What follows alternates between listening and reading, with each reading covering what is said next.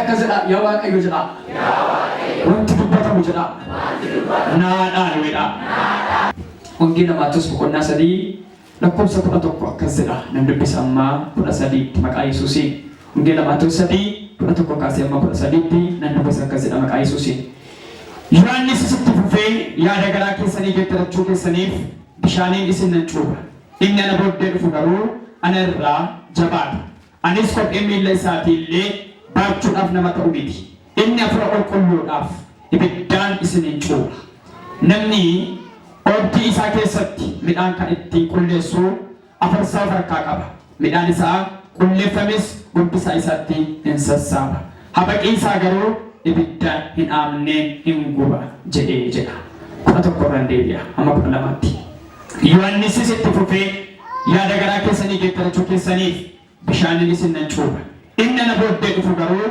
anarraa jabaadha anis kophee miillaa isaatii illee baachuudhaaf nama ta'u miti inni afura qulqulluudhaaf ibiddaan isinin cuubaadha harka bal'ifannaa shoomuu kan barbaaddan lola laabachaa namaas إننا بدل فدرنا رنشالا نشالو جل مانا كنا هم نافورا كل وانجا ندوبدا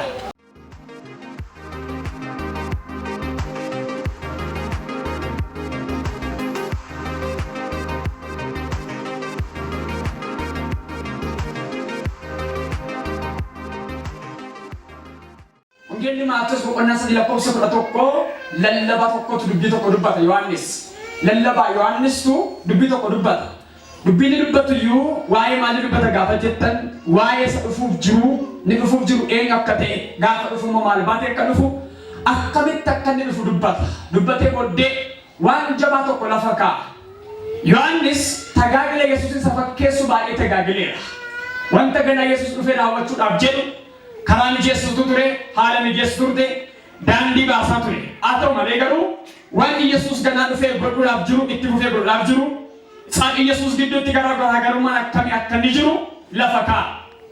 Tajaajilli Yohaannis gaafa deebitanii ilaaltan duubatti kakuu moofaadhaaf cufiinsadha kakuu haaraaf immoo baniinsadha. Kakuu moofaa cufiinsa kan inni ta'eef maalidha gaafa jettanii tajaajila inni tajaajilu keessatti tajaajila abdiiti tajaajila abdii caalaa tajaajila raawwiiti.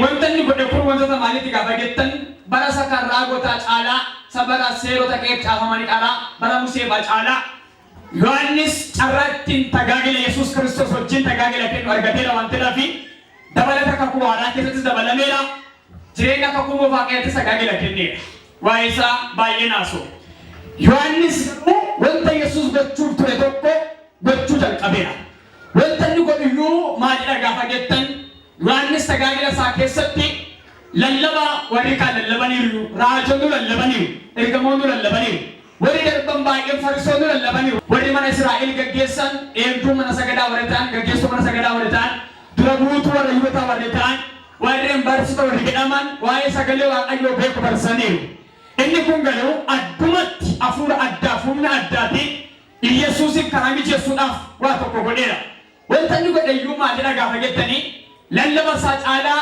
misiraakonni bakkuu isaa caalaa hafuurri Waaqayyoo inni sarara jiru inni isaatiin karaa isaa hojjechuu barbaade akka amantoonni waan baratan waan dhagaaniidhaaf gocha akka isaan dabalataniidhaaf hojii gochaatiin namummaa isaanii hafuura isaanii fayyisee birmadoonsu waa tokko kenneefira inni iyyuu maal kenneef gaafa jettan baratanii ka'anii dhagaanii ka'anii dubbii Waaqayyootti dubbatee ka'ee barsiisee ka'ee booddee cuuphaa waan jedhu cuuphaa bifa addaatiin akka isaan cuubaman cuuphaa keessaa iyyuu cuuphaa gadi fagoo akka isaan cuubamaniidhaaf Yohaannis nama tajaajila guddaa jalqabeef nama karaa saaqedha.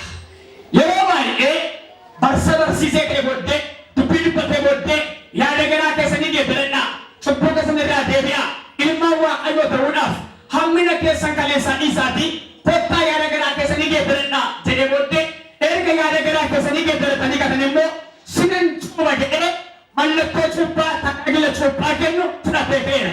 Namoonni baay'eenis gara isaa dhufuudhaan laga Yordaanositti of ibsisaa turan. Cuubaas ture cuubsiseeras baay'ee. Bara isaa keessatti garuu otoo tajaajiluuti akka isaan yaada isaanii isarra kan keenyeedhaaf ويكنف أبكى كمي كناف دابا جتني ماليف إسرائيل كيسا وانت قارن بوفكتو إسرائيل كيسا فريمي يلفت على تبكتو إيه ما جربان تلاف للم يواني سمو للم ورقاني رباي إيه أدوان تلاف بفا أدان بفا هارا تيجل قبير وان تلاف نموني باي إيه إنو با إيسا براجة ماتري إني إساياس فاراجن إني مسيم فاربتن إني سيدة كيبت آفمي إني مجعب راغتا كيت مدني إساكرت إنا وقلاني شكيقا وان تلاف لك إني بأمي أنا لدي نقول دوبا جارو نركن شاهد رفاجر آئين أنا أغاثو سنتقاجل ودين خنا سنتقاجلو تقاجل لكو تقاجل يا رجل بندنات يا رجل بندنات حرقاب يا رجل بندنات مالي إسا أمان سنگوميت نغمان سنگو درو رفاجرا نقول دوبا رفاجر آئين نموتا باي إينا أمان تيسي صوباتو آتو مالي غافة صوبا صوبا واتو جيب جيب نرف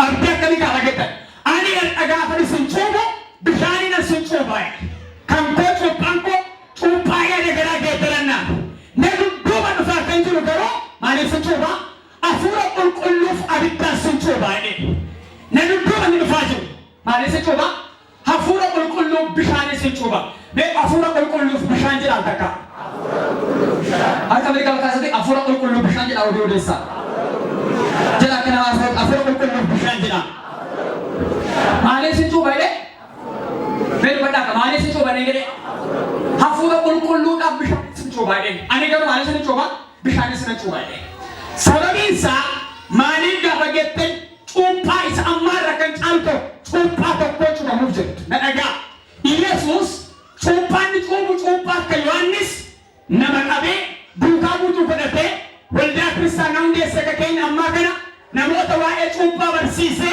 لقى ديسه چوبا كافجتن لك سكنا نيجي نأجا إلا سكنا سيوانيس برسيسه سكنا وقال تلبته لكن يوردانوس ديسه چوبه چوبو داخله كده يسوس چوباني سنچوبو چوبا فرقو كله كمالتي كم بشاني تيده ما يچونا كنا يچو نبدا دوما رفاقن جلو اني يجي كوبي ميل ساتي چاما سيوران كوبيسا لما باتو دمالميت نبدا دوما رفاقن جلو نرجبانا نرغودا ايدي انمو اديداف افرقو كله مارسنغرا اسنچوبا ايدي كمان مسموتتي ini rubuh kayak gitu saja benar malu. Ini cuma dengan sudah ini.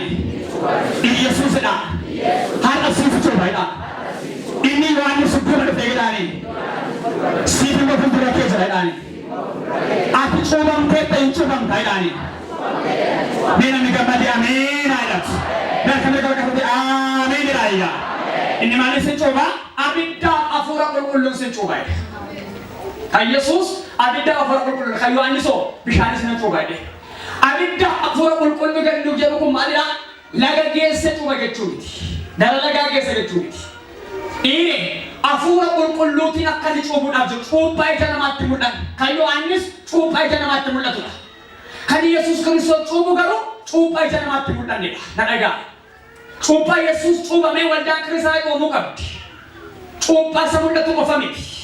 Coba isamul anne namiyon coba mene malik abu gafaget tak afraqul kullof kesak afraqul kullof kesak abatu afnamni wa walda kristana gotu abu saba sawalda kristana gotu kete mengutra wata luka pantida wa ayotra wata pantida kana wa humna afraqul kullut kanin ribachura bari wanis ina duba dubu afraqul kullut abita sun coba ne ani garu bishanin sun coba ne kana bishanin coba musakun sama kentan ini kadang gudang jabate ufak kaju jaga seterubat ega abdi ni kenef abdi mari tiga bagetan ini senang margatan ke amit tagani senang mafratan ke amit jaman tokko fajira semua kan sini kan ega gede Yesus dai Yesus mo aku man dilubat aku man ni gede har kayu anisit of chuf sunat de Yesus untuk Yohanes coba gira baru Yohanes kes Yesus mo of chuf sunat gede ini be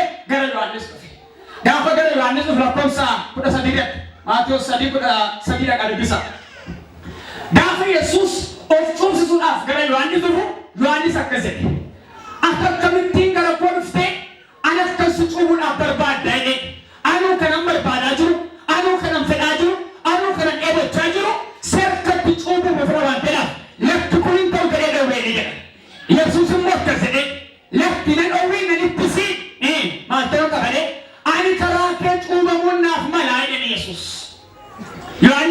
baay'eetiin garaggara. Maaliif? Isarra jabaa akka ta'e dhugaa beera waan ta'eef. Isarra guddaa akka ta'e dhugaa beera waan ta'eef.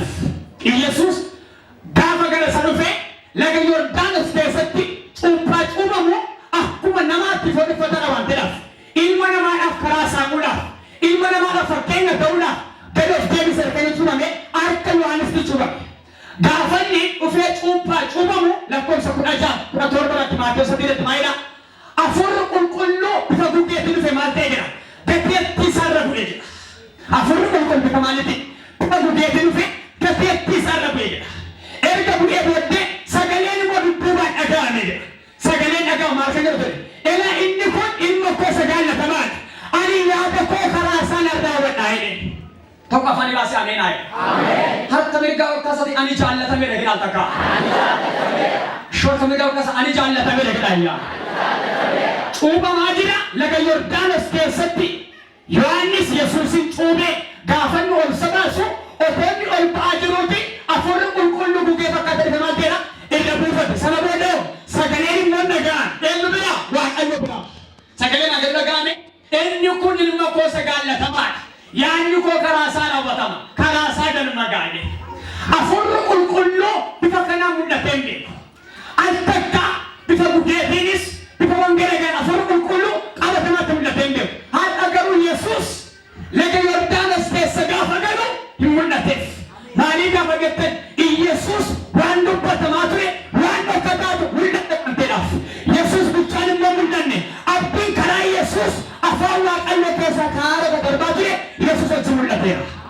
Ergaasii qaba ganama kan iddoo kanarratti. Inni itti eeggachaa jirtu ganamatti mul'ateera ganama kana. Harka mirgaa ol kaasaa inni eeggachaa ture mul'ateera dhaayyaa. Inni iyyuu jedhaayyaa. Yesuus jedhaayyaa. Afura qulqulluudha. Hafuurri qulqulluu hin mul'anne ture. Yesuus hin mul'anne ture. Erga Yesuus Kiristoos mul'atee garuu maal ta'eera? Hafuurri qulqulluus mul'ateera.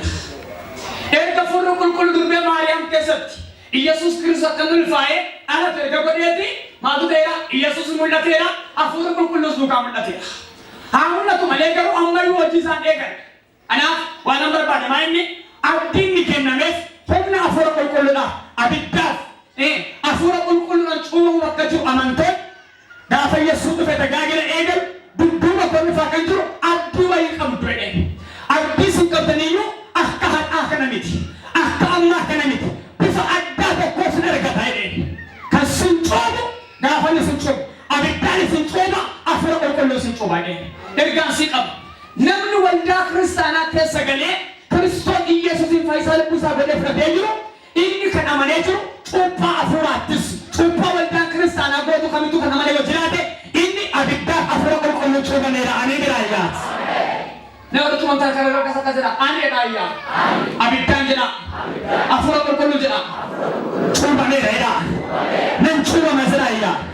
Namni gammade immoo amiin jedha. Kanaaf abdiin isaaniif kennamaa ture karaa raagota bichaatti. Karaa Musee bichaatti. Karaa Yohaannis maal ta'eera abdiin kennameefidha. Abidda bishaanii abidda hafuura qulqulluu akka isa xumuraaf jira.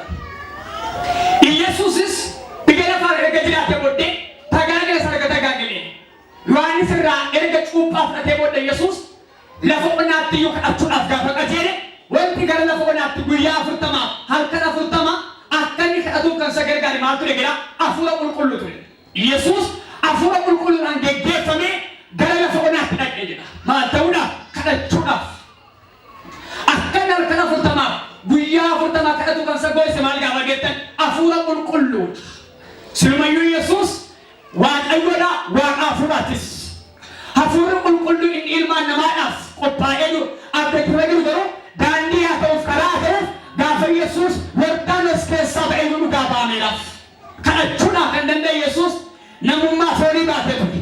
Namummaa foonii isaa kan sameessisu humni waaqummaa isaarra jira. Dabalatee garuu hafuurri Waaqayyo maal ta'eera? Akka gugeetti dhufeera dhufameera. Amma hore namummaa foonii mo'achuu ni danda'a. Nadagaa humna hafuura qulqulluuti.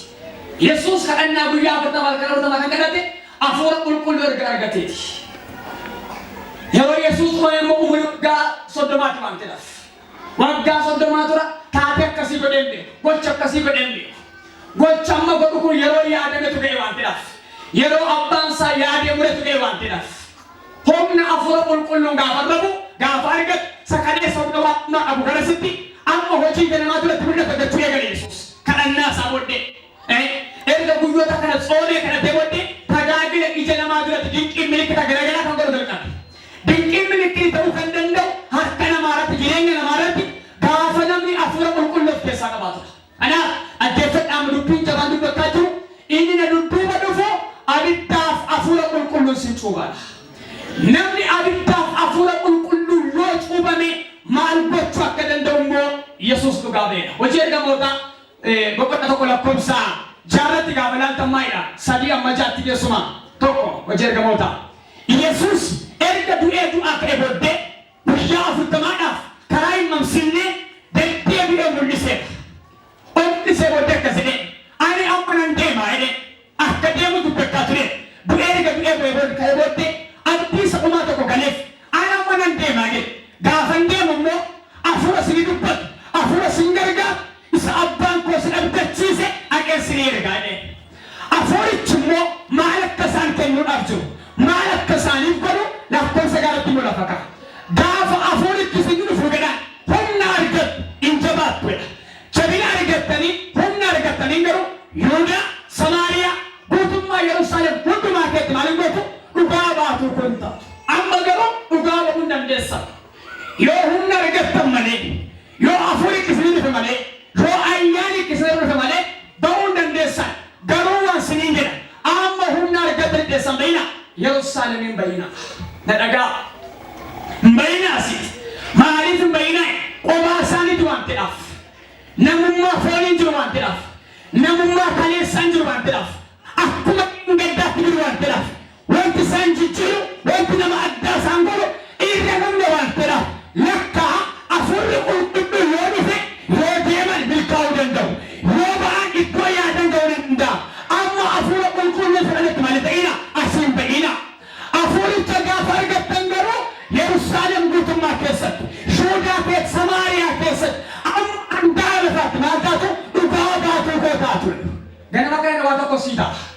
Lafa ba'uu dadhabdee afurri si baasu kaasa ganama kana. Harka kaasi. Afurri si baasu afurri qulqulluu si lafa ganama kana. Harka mirgaa darbadhaatti afurri qulqulluu nama baasa ilaayya. Na wajjin jirtu? Mee akka akkasuma wajjin jirtan. Hamma afura gatatti maaliin ta'inaa? Mee dubbata maaliin ta'inaa? Qabaa nama si bukkatti namni afura waaqayyo malee socho'uu hin danda'u dhaatti nakma. Namni afura qulqulluu malee socho'uu hin danda'u jedhaani. Keessumaa hin jedhaani. Namni Yesuus amane jedhaani. Afura qulqulluu malee waa gochuu hin danda'u jedhaa garabla. Haadha argattee baata jedhaani. Nam tokko afaanii baasee ameen jedhaas. Kanaaf gaafa afuritti isin maal godha jedhee inni iyyuu humna isinii kenna jedhee. Amma humna argatanitti hin bayina. Humnicha kana malee yoo humna kana fudhattan malee yoo humni kun isinii kenne malee hin bayina. Maaliif hin bayina? Namni yoo afura qulqulluu qabaan dadhabaan dhaga'i gaafa. Namni yoo afura qulqulluu qabaan namni yoo afura qulqulluu keessa jiran namni yoo afura qulqulluu wajjin hin ta'an dadhabaadha waan ta'eedhaaf nama akkasumaanitti waan ta'eedhaaf nama sakaanirraa wanta adda godhu hin jiru waan ta'eedhaaf hamma afurri qulqulluu isinii kennamneetti malee ta'ina hin socho'ina ta'a jedhee. Yesus guyyaa 40 isaan bukkee bulee booddee sana booddee maal ta'e kana dubbatee ka'ee booddee gara otuma isaan ilaalanii maal ta'e gara duraa ol fudhatanii gara samii keessa bade ilaalaa jiru abdii akkasii galee fi booddee waadaa akkasii galee fi booddee gaafa inni duraa sokku otuma isaan ilaalanii gara hurrii waaqaa keessa gad dhokatee gara otuma isaan ilaalanii gara fagaate abdii isaanii ture bartootaaf. Gargaaraa isaanii ture. Wanta ijaa mul'atu ture isaaniif. Amma inni ijaa mul'atu yoo adeeme iyyuu inni mul'anne garuu waan mul'anne mul'isuu akka mul'ifaa jira. Namni dhaga'e amina. Maaliin jedhee inni mul'atu yoo adeeme iyyuu inni mul'anne garuu waan mul'anne mul'isuudhaaf dhufaa jira. Sana booddee halkanii gisaa qotee booddee amma mooda namoonni lama wayyaa adifatanii maal ta'an jedha. Achii gadee mul'ataniifidha. Hin dhufanii gara isaanii. Siyyaa namoota Galiilaa. Maaliin gara waaqaa olila inni akkuma sinii jedhe maal ta'eedha sokkeera deemeera akkuma amma otoo sinii yaatanii ol deemetti deebi'ee maaliin ta'a dhufuudhaaf jira gammadaa jedhe. Kanarraa kan ta'u waa biraan godhessaan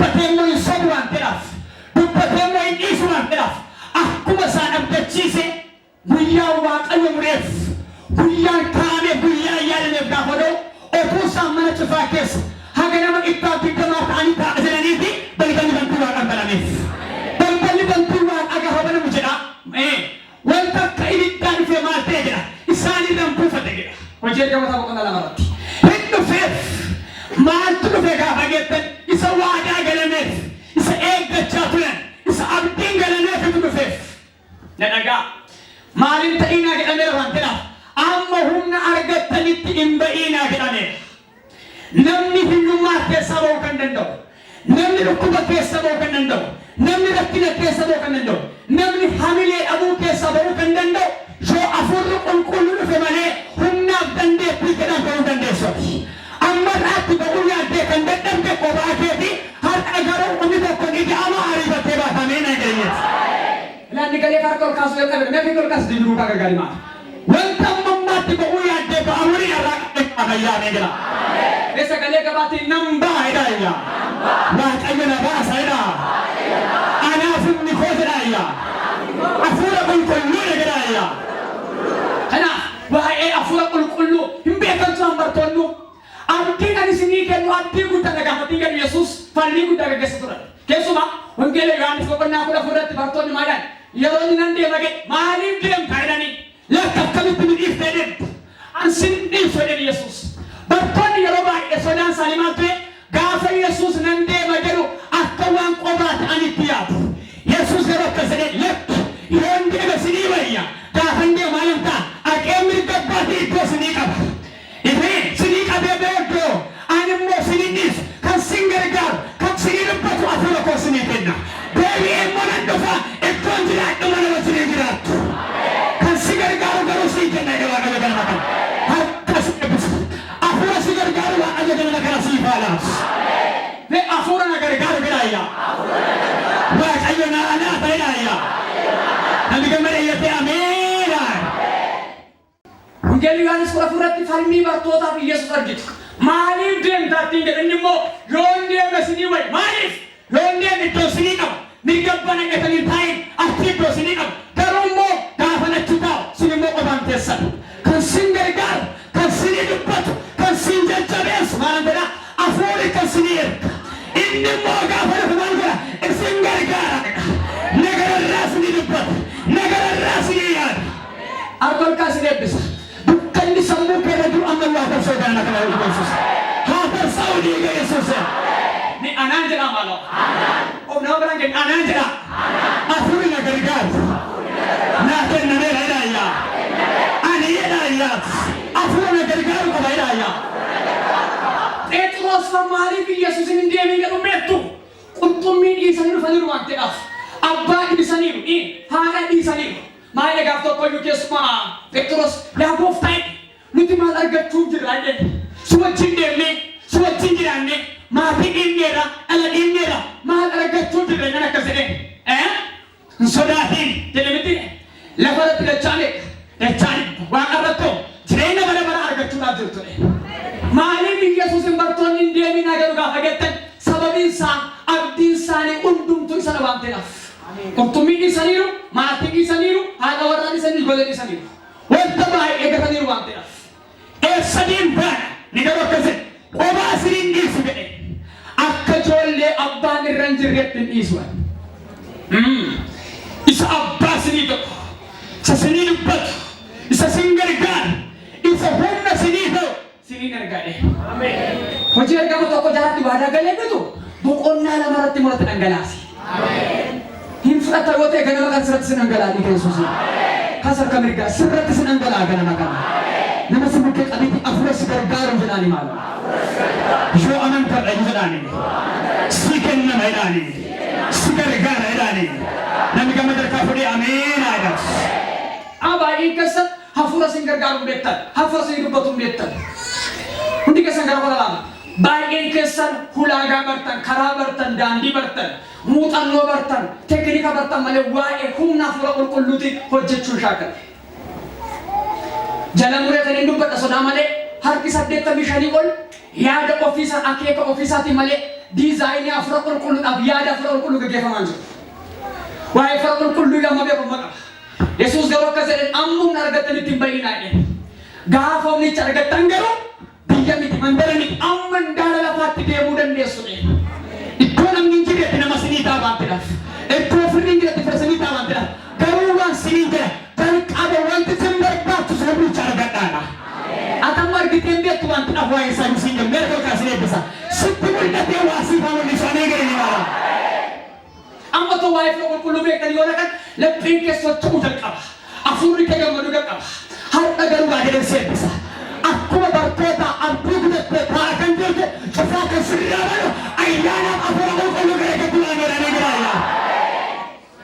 Gidduu kana waan ta'a. Ji'a kana keessa to'amsa kan xumurii waa ta'a. Sammuun keessa akka waa afura argee kan hin beekne osoo hin jaallatu cufaa bahii sirraa banama. Kana booddee afura qulqulluu jettee waan baata. Kana booddee amma baay'ee sirraa banee kan eegdhaaya. Afurri qulqulluu jedhaayya. Humna kooteedha. Gargaaraa kooteedha. Inni anaaf kennaa kora jedhaayya. Namni gammadi ameena. Akka bakka namoonni waa'ee afura qulqulluudhaaf sanii gatorra ilaalcha gaarii qaban. Yaada gaarii qaban. Waa'ee afura qulqulluu isaanii hin galu. Kan keenya kiristaan sadan tokkummaa qaban. Sadan tokkummaa jechuun qaamaan sadii waaqaan tokko qaban. Qaamaan sadii yaadamne tokko hojiidhaan tokko ateekaan tokko humnaan tokko kan ta'e qaban. Dhaabbata qulqullaa keessa gaafa laaltan kutaan kuma dubbisuu jalqabe. Maatiyyoos sadii lakkoofsa 16-17 maal jedha 18 irratti. Sagaleen erga waaqarraa gaafa Yesuus bishaan keessa jiru Waaqayyo abbaa ture. Abbaan sagalicha eenyu ture? Waaqayyo ture. Inni kun eenyu qote jedhamantedha. Ilma koosa jaallatamaadha. Yaanni koo karaa isaa raawwatama jedhe. Kan dubbate yeroo san eenyu gaafa jettan Waaqayyo abbaadha. Ilmi musulmanni fodifate maal ta'e qabantedha. Bishaan keessa dhaabbatee jira. Afurri qulqulluun bifaan mul'ate bifa bukeedhaan mul'ate. Argataniittu garuu sagantaa tokkorra jiru. Yaada tokkorra jiru. Afurri qulqulluu inni har'a anaaf si keessa jiru kun sana beeka gaafa jedhu isa gaafa kan Yesuus irraa bukee fakkaatee mul'atedha. Har'a namoota baay'ee irra warra kaan irra akka abidda irra jira. Isa kaan irra akka wayyaa tolfatamee jira. Har'a silee bisa gidduu qabi. Maqaa Kiristoosin karaa gargaaramuu qabdu. Afurri qulqulluu sitti mul'ate isaa gargaaru kana kana. Isaa gargaaru kana kana. Mee sagalee gabaatiin yaa afura qulqulluu jedhaa na gargaaranii gargaarama jedhaa. Humna jedhee. Amma humna argattanitti asiin bayyinaa jedhee. Kanaaf mee afurri qulqulluu maalidha? Afurri qulqulluu ta'u isa ofiisa Waaqayyo ta'edha. Torbiyaan akka badheedha. Isa ofiisa Waaqayyo ta'e. Afurri qulqulluu ofiisa iyyuu Waaqayyodha. Waaqayyo isa qaba. Waaqayyo isa waan hundumaa hojjete. Waaqayyo isa waan hundumaa uume. Waaqayyo isa waan hundumaa gochuudhaaf aaboo dandeettii qabna. Afurri qulqulluu. Afurri qulqulluun isi keessa jiru kun isa Waaqayyo ta'edha. Ati maalidha gaafa jettu Waaqayyo isa si keessa jirudha. Ati baattuu afura qulqulluuti. Si keessa dhufate jira. Dhaabbata qulqullaa keetti maalidha Isaayyaas? Bantiiwwan waaqaa maal qooti jedha? Teessoo kooti, laftoo, ejjennaa miila kooti, eessatti manaa ijaartu jedha. Eessa jechuudhaan iddoon buufata koo laphee keessadha. Altata takkaa manni kee foonii ati horii kee ijaarratte duwwaa ta'uu danda'a. Manni kee ni afuura ati garuu duwwaa miti. Si keessa kan jiru maalidha gaafa jedhu isa waan hundumaa uume isa waan hundumaa hojjechuu danda'u afurri qulqulluu si keessa jira. Tokko ameen agargate. Eenyu si keessa jira gaafa naan jettu si keessa kan jiru ergamaa dukkanaa miti. Si keessa kan jiru afuura hamaa miti. Si keessa kan jiru yaada foonii dhiigaa miti. Ati dhugaatti ilma Waaqayyoo fudhatee taanaan si keessa kan jiru afurri qulqulluudha. Inni immoo Waaqayyo isa waan hundumaa hojjechuudhaan eegalaayyaa. Ni ani baattuu afura qulqulluu jedhaayyaa. Ani duwwaa miti jedha maaloo. Keessi koo duwwaa miti jedha. Himummaan koo duwwaa miti jedha. Afura qulqulluu baadhee jira jedhaayyaa. Akka baattee jirtu namantaa gabaati. Akka si keessa afura qulqulluu jiru dhugaa mati. Waaqayyo isa qaba. Isa waan hundumaa gochuu danda'u. Isa waan hundumaa uume. Isa waan hundumaa irratti aaboo qabutu si nama xinnaa kana keessa bu'ee jira. Otoo amma siitiin ija afuuraan ilaalanii Fonke tuentani afura ke keessa Yesuus mul'ata. Ilaalteen beektu kaati. Atau baik kan ilaaltu maal beekta bifa kee daawwitii mana keessatti maal ilaalta bifa kee kana ilaalta. Rifeensa kee ilaalta, fuula kee ija kee ilaalta. Isa boca lafarraa kana ilaalta. Boci mul'anne boci waaqarraa garuu si keessa jira.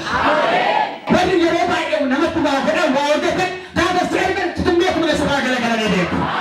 Maaliif beektaa? Seexanni waan qajeelaa beeka waan ta'eef ati immoo karaa Kiristoos qajeelummaan hafuura qulqulluu si keessa jira waan ta'eef inni amana raayuu si ilaaluu danda'amee giraayyaa.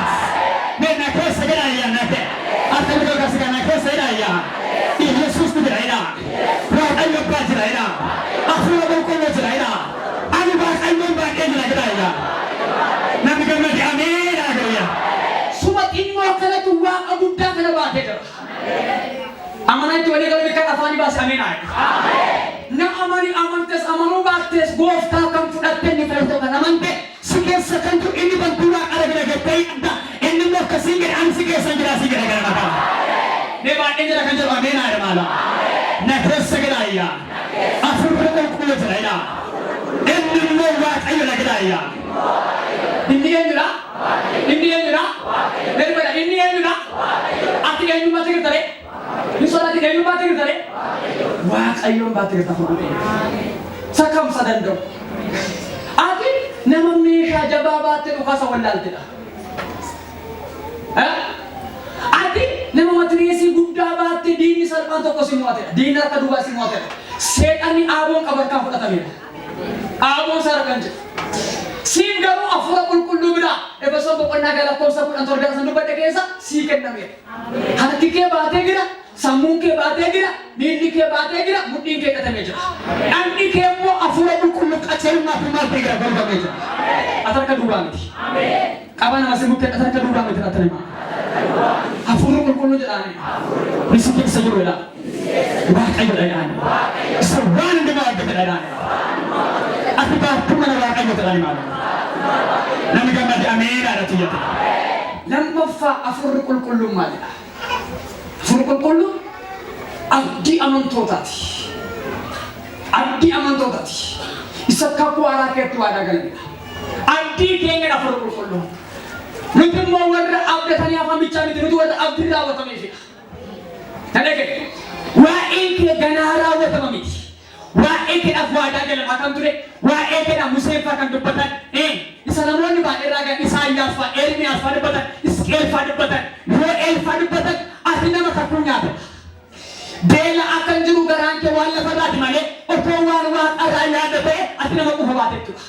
Ati nama deeffachaa deemtudha. Sagalee Waaqayyoo keessaa Yoo'eel 2:8 bara booddeetti jedha ani hafuura koo foon uffataa hundumaatti maal godha jedha na dhangalaasa.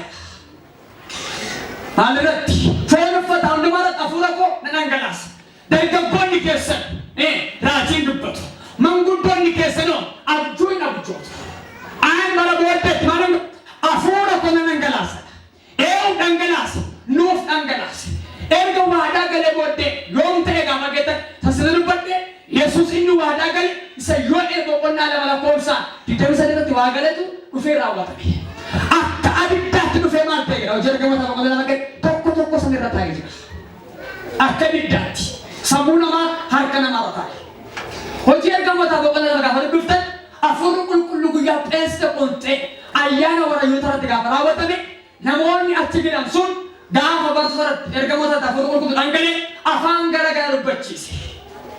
Na Phexros akkas jedhe lallabe. Jalan aayee wanta amma ta'e kana waan amma raawwatame kana maaliif sin ajaa'ibaa jedhe. Wanta amma ta'e kun wanta amma raawwatame kun isa Waaqayyo karaa Yoo'eel raajii isa dubbatedha. Isa waggoota 60 dura raajiin dubbatamedha. Har'a garuu maal ta'eera raawwatameera waan ta'eef. Wanta amma ta'e kun machiidhaan miti. Wanta amma ta'e kun foonii dhiigaan ta'e miti. Wanta amma ta'e kun isa kaleessa abdachuu irratti raawwatamee jira. Dhaga'e. Ati abdachaa namni abdiin kee raawwatameera. Harka mirgaa kaasaa abdiin koo raawwatameera jiraayyaa. Ani nama abdii qabudha ilaayyaa. Abdii of keessaa qaba ilaayyaa. Namni gammade ameen ati jedha. Tokko tokko sanirra maal ta'e jedha akka ibiddaatti dhufee bu'ee jira. Garuu dudduubatti waadaa galameera. Bara booddee jechuun bara sagana. Sa Yesuus dhaloota isaa booddee. Namoonni baratti koo dhangalaasa. Hafuura koo dhangalaasa. Isaanoo maal ta'u Raajin dubbatu manguddoo keessaloo abjuun abjootu nadagaa namni bara kana keessa abjuu gaarii abjoochuu kan danda'u yoo hafuura qulqulluu qabaatedha. Warri bakka awwaalaa bultan warri waan foonii dhiigaa wajjin bultan isin keessa hafuurri qulqulluu badeera rafeera jechuudha. Barri kun bara kan gaafa jettan bara amanaan hafuura qulqulluutiin raajii dubbatudha. Bara abjuu qulqulluu abjootudha. Baay'een namaa garuu bara kana keessa abjuu hafuura abjoochaa jiru abjuu foonii abjoochaa jira. Abjuun immoo iddoo sadii madda. Tokko hafuura qulqulluu bira, lama hafuura hamaa bira, sadi foonii dhiiga biraa madda. Baay'ina yaadate xaafanni baay'inni yaadamaan fide jedha abjuu fida. Baay'een keessan kan abjoottan baay'ina yaadaati malee hafuura qulqulluutiin miti. Namni hafuura qulqulluutiin guutame garuu haalli isaa dukkanaa yoo ta'e ifa laalaa kan rafeeti. Akkuma inni ganama halkan ifa laalaa bule immoo barii lafa gaafa ta'u ifatu barii arga. Jireenyi guyyaadhaan namoota baay'ee dukkana yoo ta'e ijatti hafuuraa keetti garuu waaqayyo ifa si agarsiisa. Siree bisa kabukaasi. Humriin dukkanaan ijatti irra jiru kana kana sirraa haa ta'u. Ameen jedhe sirraa ta'u dhiiga Yesuusee. Mee anaaf jedha dhiyyaa. Afurri ilaalu kennameera jedha. Bada afurri ilaalu kennameera jedha iyyaa. Si maaltu kennameera? Gadi bada tokkasa afurri ilaalu naa kennameera jedha iyyaa. Waa'ee baraa ilaaltaati. Raajiin dubbatu jechuun xaafana qulqullaa'aa ani jedha wantan fiduu barbaade wantan gochuu barbaade eenyu kunis godha. Raagota kunis godha. Ani waan gochuu barbaade Abiraam nanos kaadee jedha. Kana jechuun maal jechuudha? Raagota kunis godha. Nan dubbadha waan barbaade. Nan himaadha. Badisi biyyatti dhufu yoo ati dhuguma hafuura qulqulluu keessaa qabaatte otoo sitti ni miniin fidu waaqayyo. Baay'ee keessaniif taatee nama biyya kana ta'aa jiru haaraadha. Warra ija hafuura qalbii hafuura qabdanii bira keessaa dubbate waaqayyo.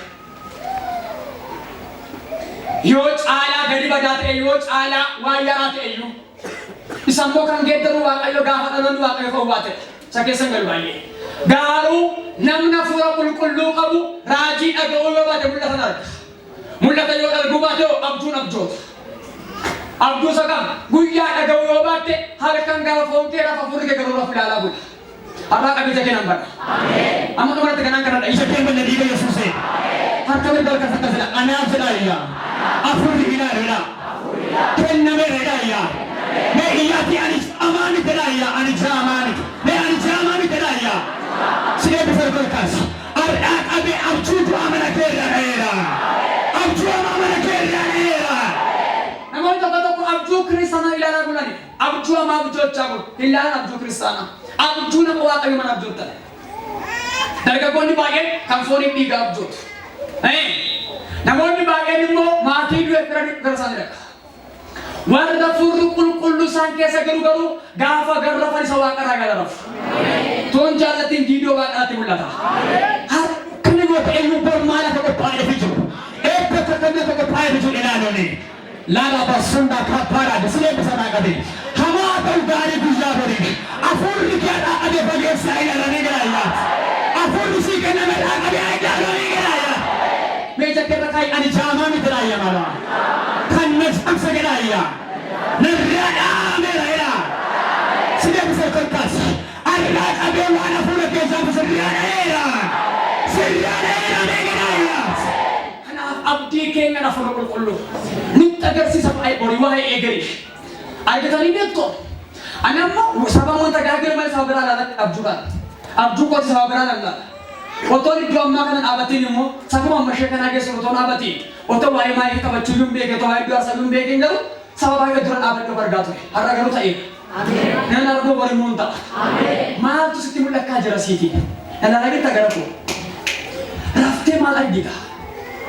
Du'a argita, boolla du'a argita, kisaara argita. Isaarrattuu maal argita? Otoo keessa buutu argita moo utaaltee fa'aa argita? Yoo hamaa sitti agarsiise yoo ija kee banee hafuurri qulqulluu hamicharraa ooluu si agarsiisa. Tokko tokko garuu bineensa ari'aa bulaa, oo'aatutti maal jawweetu ari'aa bulaa, waraabessa ari'aa bulaa. Eeyoos hojii bulare. Diigamaadhaaf rakkee torgaa darbadheera. Warri manni isaanii diigame jireenyi isaanii diigamaadha isin jedheera. Abdiidha. Ni qotta. Amma humna argatanitti Yerusaalemiin ba'ina kan jedhe isaan keessumaa hojii isaanii tajaajiladha. Kan kee mo'aadha mana kee kaasuuf, jireenya kee kaasuuf, carraa kee kaasuuf, hojii harkaa kee kana guddistee kaasuudhaaf kophaa kee dandeessu garuu afuraan hin danda'amu. Kan afaan qabu adeeraa gadayyatee harka mirga kaasa afurichi na kaasa gadaayya afurichi na kaasa dukana afurichi na kaasa gadaayya. Abi nama si bukkeen waan qabu dadhabdee beektaa dha nama. Siin kan si kaasuudhaani. Hafuura waaqayyoo ta'ani. Gaafa hafuurri waaqayyoo si dhufuudhaani. Hafuurichi si kaasa hin kaafedhaani. Sidee bisa ganama kana ka'uun si kaafaa meegiraayya. Akkasiin baratanii baatanii barbaadu garuu akkasiin fudhatanii baatan nama barbaada ganama. Sirraa abbaa hafuurri kun. Ne sagalee gabaatti nameen jedha. Sadaffaa hafuurri qulqulluun malee hafuurri qulqulluun isa fedha qabu fedha qaba. Hafuurri si keessaa fedha qaba. Fedha akkamii qaba beektaa? Fedha dubbatu qaba. Fedha yaadu qaba. Waan akeeku qaba. Waan barbaadu qaba. Hafuurri si keessaa hafuura akkasumaan miti. Hafuurri qulqulluun fedha qaba. Akkuma foon kee fedha qaba hafuurri kee fedha qaba. Fedha akkamii qaba? Fedha yaada abbaa isaa raawwachuu qaba. Fedha waan gaarii raawwachuu qaba. Fedha waan gaarii dheebachuu qaba. Caafanni qulqullaa'an maalidhaa? Warri karaa hafuura hiyyeessataa maal ta'anidha? Berbeda maal ta'anidha? Karaa maalii? Karaa hafuura warri maal ta'an? Hiyyeeyyuu warri ta'an haa gammadan. Maal jechuudha karaa hafuuraa jechuun? Hiyyeessa ta'uun baay'ee kennama karaa foonii hiyyeessadha. Konkolaataa gaariin hin jiru, manni gaariin hin jiru, biyyi gaariin hin jiru, firri gaariin hin jiru. Warri karaa hafuuraa hiyyeessataa maal ta'an? Haa gammadan. Maal jechuudha? Warri yeroo hundumaa waa'ee hafuuraa yaadan. Warri yeroo hundumaa waa'ee hafuuraa dheebotan. Oppoo bisa waan irraa yaaddu inni lafa irraa margatee gala. Sidee bisa galama kana. Beelli hafuuraa irraa qabe si keessaa fi qabeedha. Warri karaa hafuura hiyyeessi maal gaafa gattan kan hin guuttanne jechuudha. Kan hin guuttanne kan irraa afaan qaban naga'eera warran jedhe. Naga'eera hin jenne jechuun maal tura karaa hafuuraa. Fakkeenyaaf lallabdee faarfattee sitti raajamee sii kadhatamee waaqeffattee ammayyuu nan ga'u. Maaliif? Ani finne barakoo. Barri koo baran lafa kanarraa raawwadhee hamma mirga baadhuutti anaan ammayyuu hafuurri qulqulluu na barbaachisa. Anaan ammayyuu kadhannaan na barbaachisa. Anaan ammayyuu waaqeffannaa na barbaachisa. Anaan ammayyuu imimmaan abbaa koo na waammadha. Sababiin isaa biyya ormaa jira waan ta'eedhaaf. Ani hin guuttanne ammayyuu namni jedhu irraa qabee ulfina aadaa argayyameera. Amanaa baay'ee gaafa argitan garuu har'a quufeera waan jedhu wayii fakkaata. Kuufe dootti nyaadhuun qabu faarfannaa. Dootti nyaadhuun qabu lallaba. Bakka naga'eera. Kadhannaa somaa sabani naga'eera. Maatewos 5:7 qalbisa. Warri karaa hafuuraa hiyyeessa ta'an haa gammadan. Karaa hafuuraa. Maal nama baay'ee kee? Looni karaa foonii karaa hafuuraa badhaadhoodha jedha. Badhaadhummaa hafuuraa kan arganne karaa Kiristoos Yesuus nu qabame. Garuu ammayyuu hiyyeeyyoo ta'e hin guuttanne. Namni guutate nama fiixaan ba'e bichaadha. Siyaasa wanti baay'een, sitirata wanti baay'een. Baay'een keessan amma yeroo waa'ee kadhannaa wanta hammam sokkootanii waaqayyoo waammattu. Waaqeffannaatti dadhabatan hafuurri kee, kadhannaatti dadhabatan hafuurri kee. Ati hiyyummaa hafuuraa keessaa nama badhaadhaa ta'e dhigattee faallaa sagalee waaqayyoo deemaa jirtu. Hammam dheebochaa jirtu, hammam beelaa jirtu. Hiyyeessi koo amma yoo nyaate kan sawaaree booda ammoo beelaa. Yaaddaata akkaman ta'an akkamitti naa dhufa akkamitti naa taa'ee yaadda. Yeroo garuu hafuurri kee inni keessaa yeroo hundumaa beela'aa yoo ta'e otoo hin beekin quuftee bargita. Har'a siin kadhadha. Beela qaba kan jiru sabaa kaasu. Nam beela'aan jira sagalee waaqarraa kan jiru. Anamma nu dheebottan jira faarfannaa kadhannaa kan jiru. Addaa qabee hafuurri dheeboo si taasisu keessaa adamma bugana maqaa. Adamma si keessaa dhiiga Yesuusee. Adamma si keessaa dhiiga Yesuusee. Meena keessaa adamma qajalaayyaa. Roome 8 jedha. Namni fedha foonii yoo jiraate maaliin ta'a jedha. Inni du'uu isaati jedha. Akka fedha fooniitti yoo jiraatan maal ta'uu keessa jedha du'uu keessan. Akka fedha hafuuraatti yoo jiraatan garuu maal sinii qabamee jedha. Jireenya haaraa sinii qabamee jedha. Namni yoo fedha fooniin jiraate du'uu isaati. Fedha hafuuraan gaafa jiraatan garuu maal ta'u jedha. Hin jiraattu. Namni fedha hafuuraaf keessaa qabni fedhi hafuura isaa du'ee kan jiru appitaayitiin hafuura isaa du'ee kan jiru. Hafuurri qulqulluu keessatti dadhabera jechuudha. Efesoon 5:4. Ati yaa isa raftee dammaqi warra du'an keessaa ka'i Kiristoos siif ibsa. Ameen. Maal jechuudha? Hafuurri namaa hin du'a jechuudha. Baay'een keessan hafuurri keessan du'eera. Faarfannaa, lallabaan, raajummaan, kadhannaadhaan waaqayyotti dhiyaachuudhaan sin keessaa godaaneera. Kun immoo maal gaafa jettan waa'ee hafuuraa barbaacha dhabuu keessanidha. Har'a garuu naaf barbaade harka mirgaa ol kaafame kadhadhaaf. Boochuun badi ayyaanni bada dibanni bada ganama kana qabee haa deebi'u. Ameenaa ganama naa wayyaa deebi'ee. Haa deebi'ee. Masa kana jabaatiin naa deebi'ee giraayyaa. Dubbadhaa naa deebi'ee giraayyaa. Kan barbaadu dha marka saba qabatu barbaadda. Ganama kana afurri keessaa dura siifa haara ganama. Ameen ta'e siifa haara ganama kana. Yaa afura qulqullu jedha yaa. Sumana jiraachuun hin danda'amu jedha. Ati anaaf abbaa koodha jedha. Ati anaaf waaqa koodha jedha. Afura keessa giraafsana jedha. Jireenya koo haaressedha yaa.